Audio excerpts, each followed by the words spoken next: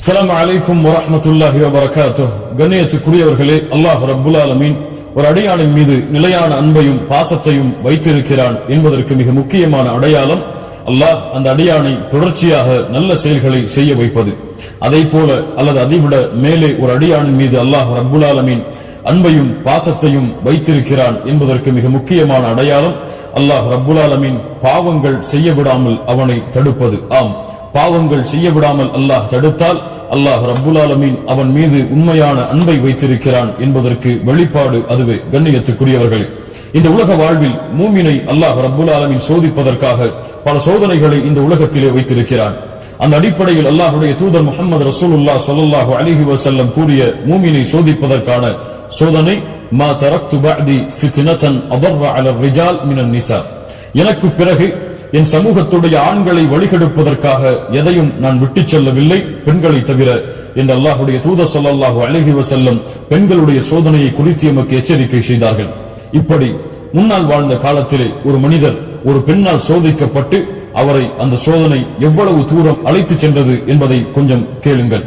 கண்ணியத்துக்குரியவர்களே, முன்னால் வாழ்ந்த காலத்திலே புர்ஷீசா என்ற ஒரு வணக்கசாலி இருந்தார்.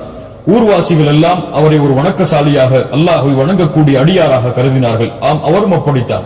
சதா நேரமும் அல்லாஹ்வை ஒரு தனிமையில் இருந்து கொண்டு வணங்கிக் கொண்டே இருப்பார். ஷைத்தான் இவரை சோதிக்க நாடினான்.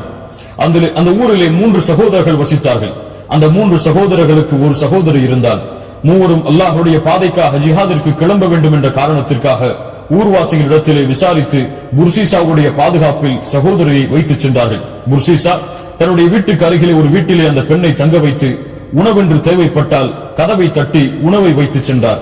ஷைத்தான் அவரை சோதிக்க நாடினான். உள்ளத்திலே வந்து சில தடுமாற்றங்களை ஏற்படுத்தினான். புர்ஷீசா, தினமும் உணவு வைக்கிறாய், அந்த பெண்ணுக்கு அந்த பெண் சுகமாக இருக்கிறாளா என்பதை நீ எப்படி அறிவாய்? அந்த பெண்ணுக்கு சலாம் சொல், அந்த பெண் பதில் சொன்னால் அந்த பெண் சுகமாகத்தான் இருக்கிறாள் என்பதை நீ அறிந்து கொள்ளலாம். புர்ஷீசா நாளடைவில் அந்த ஷைத்தானுடைய கூற்றுக்கு கட்டுப்பட்டு அந்த பெண்ணுக்கு சலாம் சொன்னார். அந்த பெண்ணும் பதில் சொன்னார்கள். புர்ஷீசா அந்த நிகழ்வை அப்படியே தொடர்ந்து கொண்டிருந்தார். மறுபடியும் ஷைத்தான் பல ஆண்டுகளுக்கு பிறகு வந்தான். புர்ஷீசா, அந்த பெண்ணுக்கு சலாம் சொன்னாய், சரி, அந்த பெண்ணுக்கு ஏதாவது தேவை இருக்கிறதா என்று ஏன் கேட்க மாட்டாய்? நீதான் அந்த பெண்ணுக்கு பொறுப்பாளி. புர்ஷீசா ஷைத்தானுடைய சூழ்ச்சிக்கு மறுபடியும் தன்னை உட்படுத்திக் கொண்டார். அந்த பெண்ணிடத்திலே சென்று சலாம் சொன்னார். சுகமாக இருக்கிறீர்களா, ஏதாவது தேவை இருக்கிறதா என்று கேட்டார். தேவை இருந்தால் அந்த பெண் சொன்னால் அந்த தேவையை புர்ஷீசா நிறைவேற்றினார். மறுபடியும் உள்ளத்திலே வந்தான். ஷைத்தான் கூறினான், வெளியே நின்று பேசுகிறாய், மக்கள் பார்த்தால் என்ன நினைப்பார்கள், உள்ளே சென்று பேசு என்று சொன்னான். புர்ஷீசா அதற்கும் கட்டுப்பட்டார். வணக்கசாலியாக இருந்தவர், அல்லாஹ்வை அஞ்சியவர். ஷைத்தான் எந்த வழியில் சோதித்தாலும் அந்த சோதனையில் வெற்றி காண்பவர். ஆனால் ஒரு பெண்ணின் மூலமாக புர்ஷீசாவை தொடர்ச்சியாக ஷைத்தான் சோதித்தான். அந்த சோதனைகளில் புர்ஷீசா தோற்றுக்கொண்டு இருந்தார், ஷைத்தான் ஜெயித்துக் கொண்டு இருந்தான். அல்லாஹ் ரப்புல் ஆலமீன் அதனால்தான் அவனுடைய புத்தகம் அல் குர்ஆனிலே ஷைத்தானை குறித்து எச்சரிக்கை செய்யும் பொழுது அல்லாஹ் கூறுகிறான், யா அய்யுஹல்லதீன ஆமனூ லா தத்தபிஉ குதுவாத்திஷ் ஷைத்தான் லா தத்தபிஉ குதுவாத்திஷ் ஷைத்தான். அல்லாஹ் ரப்புல் ஆலமீன் கூறுகிறான், ஈமான் கொண்டவர்களே, ஷைத்தானுடைய அடிச்சுவடுகளை பின்பற்றாதீர்கள். ஒரு அடி எடுத்து வைப்பீர்கள், ஷைத்தானுக்கு கட்டுப்பட்டு அடுத்த அடியை எடுக்க வைக்க சொல்லுவான். அடுத்த அடி எடுத்து வைப்பீர்கள், அதனுடைய விபரீதத்துடைய எல்லைக்கு அவன் உங்களை அழைத்துச் சென்று விடுவான். அதனால் ஷைத்தானுடைய அடிச்சுவடுகளை பின்பற்றாதீர்கள் என்று அல்லாஹ் ரப்புல் ஆலமீன் மூமின்களுக்கு அறிவுரை செய்கிறான். புர்ஷீசா ஷைத்தானுடைய அந்த சூழ்ச்சிக்கு கட்டுப்பட்டு கொண்டே வந்தார். ஷைத்தான் தனிமையில் பேசிய புர்ஷீசாவை தவறான செயலை செய்யும்படி ஏவினான். புர்ஷீசாவும் அந்த பெண்ணிடத்திலே தவறான முறையில் நடந்து கொண்டார்.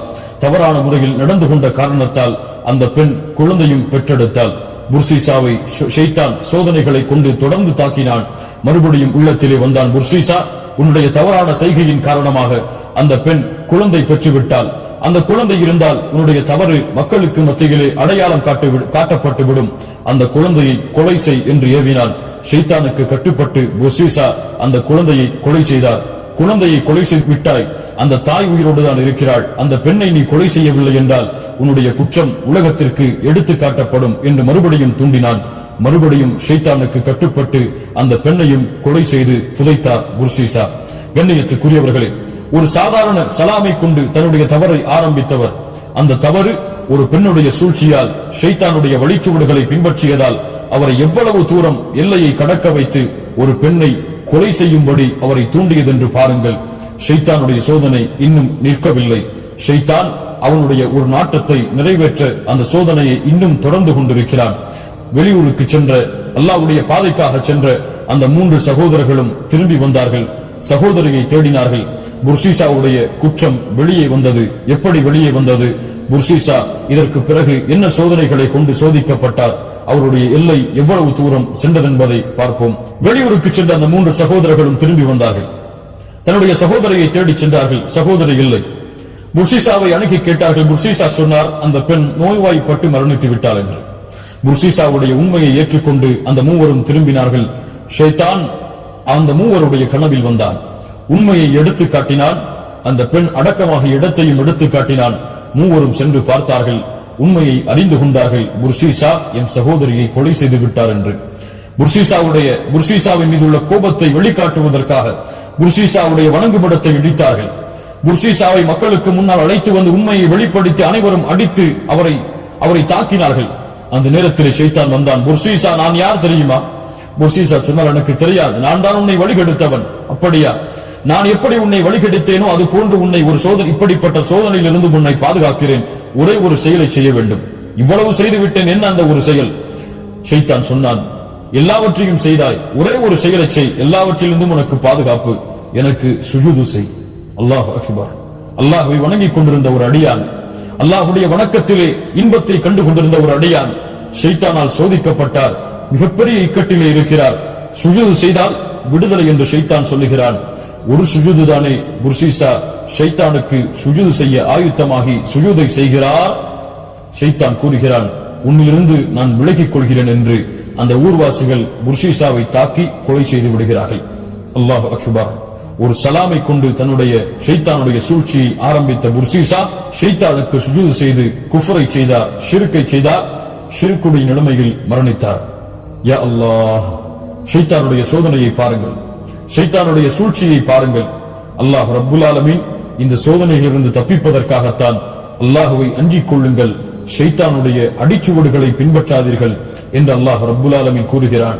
புர்சீசாவுடைய வாழ்வு நாம் எல்லோருக்கும் பாடமாக, படிப்படையாக அமைய வேண்டும். கண்ணியத்துக்குரியவர்களே, ஷைத்தான் ஒரு சிறிய தவறைத்தான் செய்யுமாறு ஏவுவான்.